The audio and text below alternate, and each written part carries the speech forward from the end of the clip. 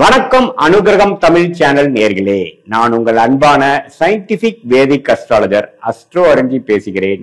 நல்லது நினைப்போம், நல்லதே நடக்கும். இந்த வீடியோல ரிஷபராசிக்காரர்களுக்கு 2025 மே மாதம் எத்தகைய ஒரு மாதமாக இருக்க போகுதுங்கிறது நம்ம கோச்சார அமைப்பு என்று சொல்லப்படுகிற டிரான்சிட் அஸ்ட்ராலஜியில ஆண்டு கிரகத்தின் பெயர்ச்சியும் மாத கிரகத்தின் பெயர்ச்சியும் ரிஷபராசிக்கு எப்படி இருக்குதுங்கிறது பார்க்க போறோம். அதற்கு முன்னாடி நம்மளுடைய சேனல் ஃபர்ஸ்ட் டைம் வரவங்க மறக்காம சப்ஸ்கிரைப் பண்ணுங்க.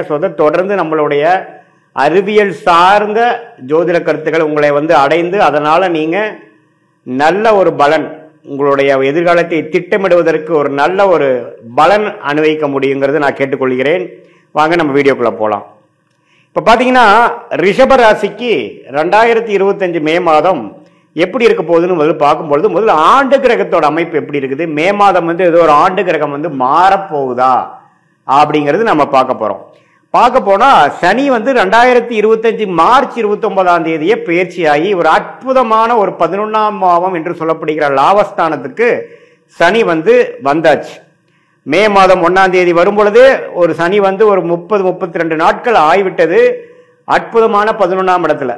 அத்தகைய அமைப்புல பாத்தீங்கன்னா என்ன நடக்குதுன்னா, குரு மே 15ஆம் தேதி இதுவரை ராசிக்குள்ள இருந்து சில விஷயத்தை ஒரு பிளானிங், சில திட்டமிடுதல், அது மாதிரி சில விஷயங்களை கொடுத்து கொண்டு இருந்தது.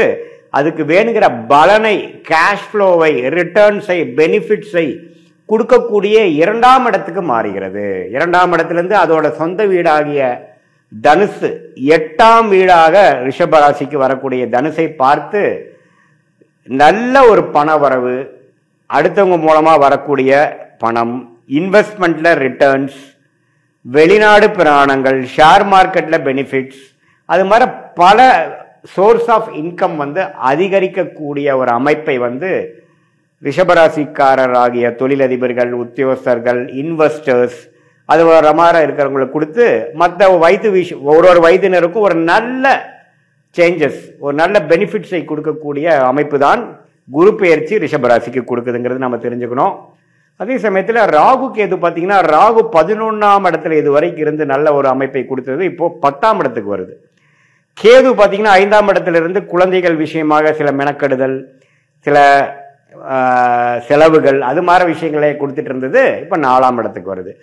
ஸோ ராகு 10, சனி கேதுன்னு 4 வரும் பொழுது அடுத்த கட்ட வேலை, தொழில் முயற்சிகள், வெளி மாநிலம், வெளிநாடு, அந்நியரோட பழகுதல் மூலமாக கொஞ்சம் பெனிஃபிட்ஸ், புது சர்க்கிள்குள்ள போகிறது, எக்ஸ்பான்ஷன், அது மாதிரி விஷயங்கள்லாம் அடுத்தபடியாக கொடுக்கக்கூடிய ஒரு அமைப்பு ராகு கேது கொடுக்கிறார். குரு முதலே சொன்ன மாதிரி அருமையான ஒரு கேஷ் ஃப்ளோ, குடும்பத்தில் ஒரு அமைதி, அது மாதிரி நல்ல ஒரு விஷயத்தை கொடுக்கக்கூடிய அமைப்புகள் ஆண்டு கிரகமாகிய குருவும் கொடுக்கிறார். சனி ஆல்ரெடி 11ஆம் இடத்துல போயிட்டார்.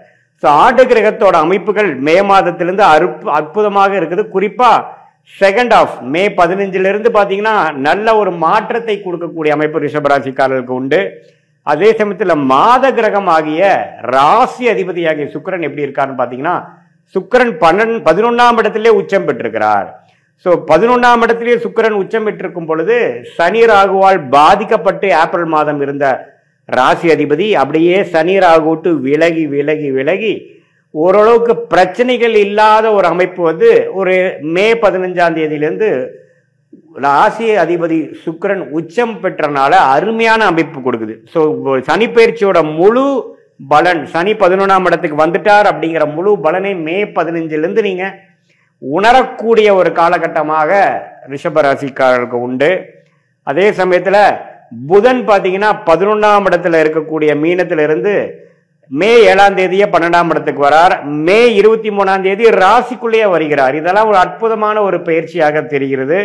ஏன்னா சுக்கிரனோ வீட்டுல புதன் அந்த ராசிக்குள்ளேயே புதன் வரும்பொழுது புத்தி கூர்மை, மாணவர்கள் பாத்தீங்கன்னா அவங்களுக்கு எழுதக்கூடிய எக்ஸாம்ஸ், காம்படிட்டிவ் எக்ஸாம்ஸ் எல்லாத்துலயுமே ஓரளவுக்கு நல்ல லாஸ்ட் மினிட்ல நல்லாவே பெர்ஃபார்ம் பண்ணக்கூடிய அமைப்புகள், எல்லா வயதினருக்கும் ஒரு நல்ல ஒரு புத்தி ஐடியாஸோட, ஒரு புத்தி கூர்மையோட, கான்சியஸ்னோட ஒரு நல்ல ஒரு விஷயங்களா செயல்படுத்தக்கூடிய அமைப்பு தான் இந்த புதன் ராசிக்குள்ள வர்றது.